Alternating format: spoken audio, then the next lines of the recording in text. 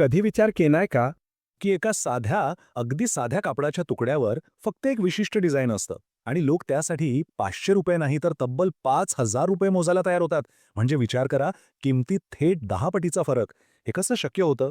यामागचं जे गुपित आहे ना, ते शिलाईमध्ये नाहीये, धाग्यांमध्ये तर मुळीच नाही. ते दडलंय एका खूप शक्तिशाली, एका वेगळ्याच धोरणामध्ये.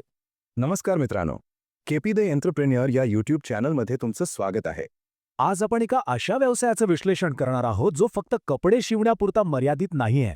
बघा, अनेक जण बुटीककडे कसं पाहतात, एक आधुनिक टेलरिंग शॉप, बरोबर.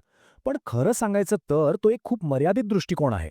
आज आपण त्या दृष्टिकोनाच्या खूप पलीकडे जाणार आहोत. आपलं ध्येय एकदम स्पष्ट आहे.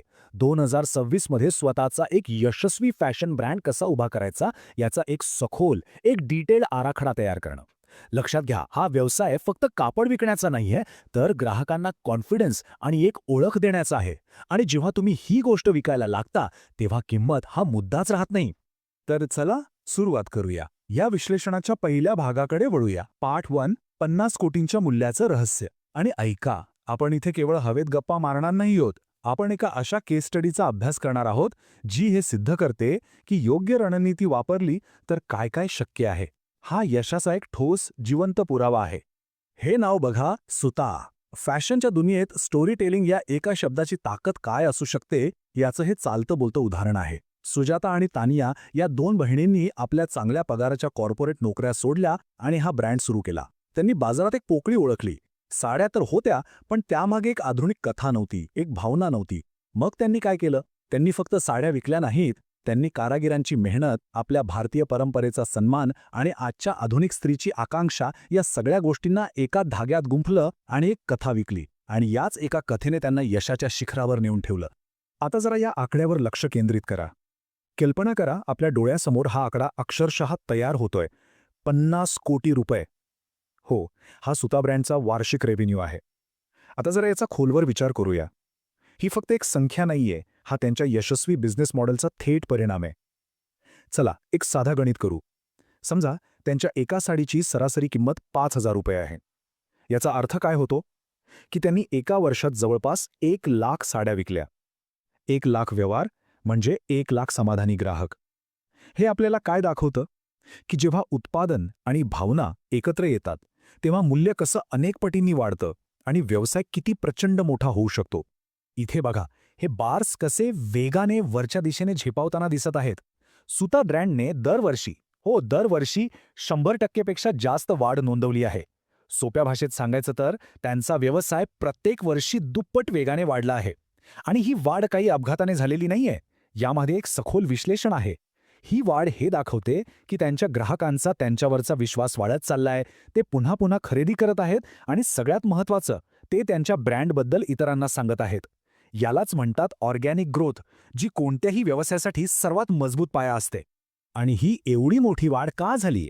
या आकड्यामध्ये त्याचं उत्तर आहे. 5 लाखाहून अधिक. हे फक्त सोशल मीडियावरचे फॉलोअर्स नाहीत. नाही, आपण यांना ब्रँड ॲडव्होकेट्स म्हणू शकतो. हा एक समर्पित समुदाय आहे. आता फरक समजावून घ्या. फॉलोअर्स फक्त तुमची पोस्ट पाहतात, पण समुदाय तुमच्या ब्रँडच्या मूल्यांवर जगतो. ते तुमच्या प्रत्येक नवीन कलेक्शनची आतुरतेने वाट पाहतात. ते तुमच्या कथेचा एक अविभाज्य भाग बनतात आणि ते तुमच्यासाठी फुकटात मार्केटिंग करतात. हीच एका ब्रँडची खरी ताकद आहे. एक निष्ठावान ग्राहक वर्ग तयार करणे. ओके, आता आपण या सगळ्या यशाच्या मुळाशी जाऊया. यामागचा खरा सक्सेस हॅक काय आहे? तर तो हा आहे की त्यांनी फक्त सुती साड्या विकल्या नाहीत. त्यांनी त्या साड्या विणणाऱ्या बंगालच्या कारागिरांच्या गोष्टी विकल्या.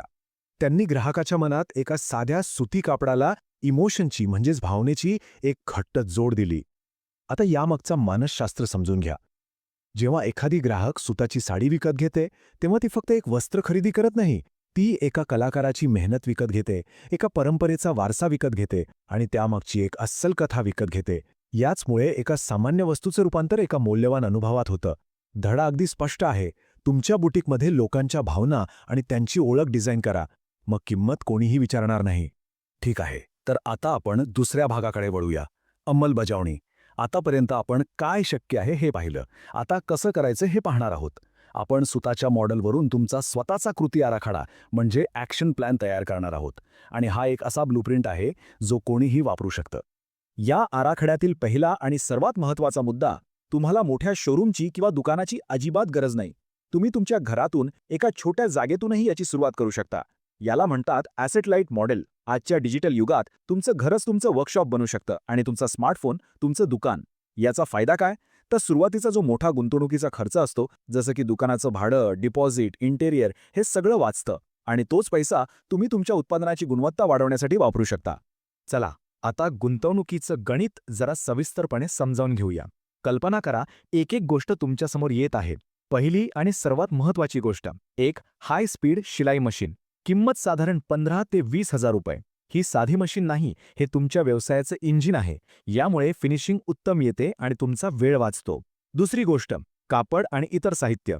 यासाठी साधारण 20,000. सुरुवातीला मुंबई, सुरत किंवा तुमच्या जवळच्या होलसेल मार्केटमधून मर्यादित पण अतिशय दर्जेदार कापड निवडा.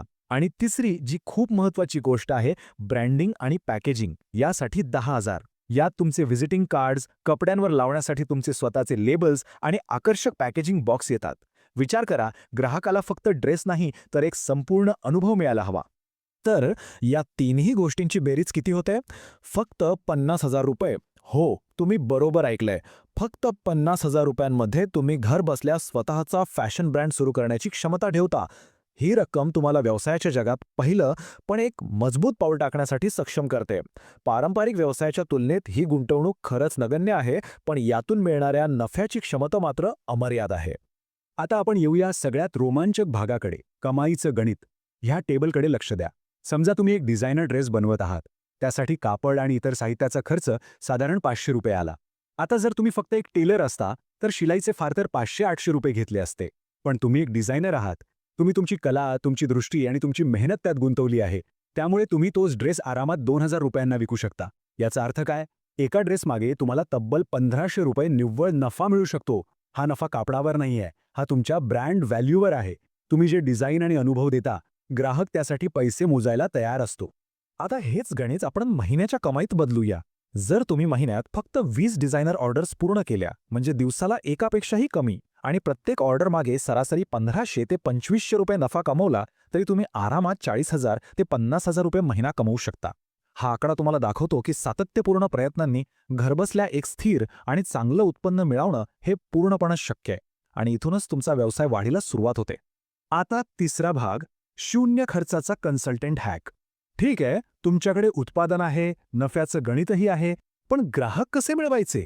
मोठ्या जाहिरातींवर एकही रुपया खर्च न करता मार्केटिंग कशी करायची याचा एक शक्तिशाली मार्ग आपण आता पाहणार आहोत. हा फक्त एक हॅक नाही, ही एक संपूर्ण बिझनेस फिलॉसॉफी आहे. इथे एक मोठा मानसिक बदल करण्याची गरज आहे. जुना मार्ग होता फक्त कपडे विकण्याचा, जिथे तुम्ही एक विक्रेता आहात. पण नवा आणि प्रभावी मार्ग आहे तुमचं कौशल्य, तुमची तज्ज्ञता विकण्याचा. म्हणजे तुम्ही फक्त एक शिंपी किंवा विक्रेता नाही, तर तुम्ही एक स्टाईल कन्सल्टंट आहात. जेव्हा तुम्ही ही भूमिका स्वीकारता, तेव्हा ग्राहक तुमच्याकडे फक्त कपड्यांसाठी येत नाहीत, तर ते आत्मविश्वासासाठी आणि योग्य मार्गदर्शनासाठी येतात. तुम्ही त्यांचे सल्लागार बनता आणि सल्लागारांवर लोक नेहमीच जास्त विश्वास ठेवतात. मग हे प्रत्यक्षात कसं करायचं? खूप सोपं आहे. तुमच्या व्हॉट्सॲप स्टेटसवर किंवा इंस्टाग्रामवर दररोज एक छोटा व्हिडिओ किंवा एक छोटी पोस्ट टाका. उदाहरणार्थ, आजचा प्रश्न, उंच दिसण्यासाठी कोणत्या प्रकारचा गळा म्हणजे कॉलर असलेले कपडे घालावेत? आणि मग त्याचं उत्तर द्या. जसं की, व्ही नेक कॉलरमुळे उंची जास्त असल्याचा भ्रम निर्माण होतो.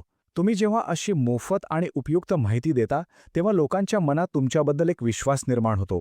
त्यांना कळतं की तुम्हाला या विषयाचं सखोल ज्ञान आहे. अजून एक उदाहरण घेऊया. तुम्ही सल्ला देऊ शकता की तुमच्या स्किन टोननुसार लग्न समारंभात कोणत्या रंगाचा ड्रेस जास्त उठून दिसेल. तुम्ही वॉर्म आणि कूल स्किन टोनबद्दल माहिती देऊ शकता. जेव्हा तुम्ही असे वैयक्तिक आणि मोफत सल्ले देऊ लागता, तेव्हा तुम्ही त्यांच्यासाठी एक गो टू तज्ज्ञ बनता. मग जेव्हा त्यांना कपडे शिवायचे असतात, तेव्हा ते दुसऱ्या कोणाकडे जाण्याचा विचारसुद्धा करत नाहीत.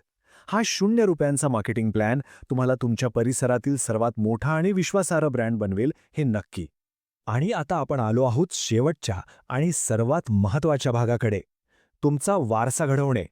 आपण आत्तापर्यंत रणनीती आणि आकडेवारीबद्दल बोललो, पण आता आपण या व्यवसायाच्या आत्म्याबद्दल बोलूया.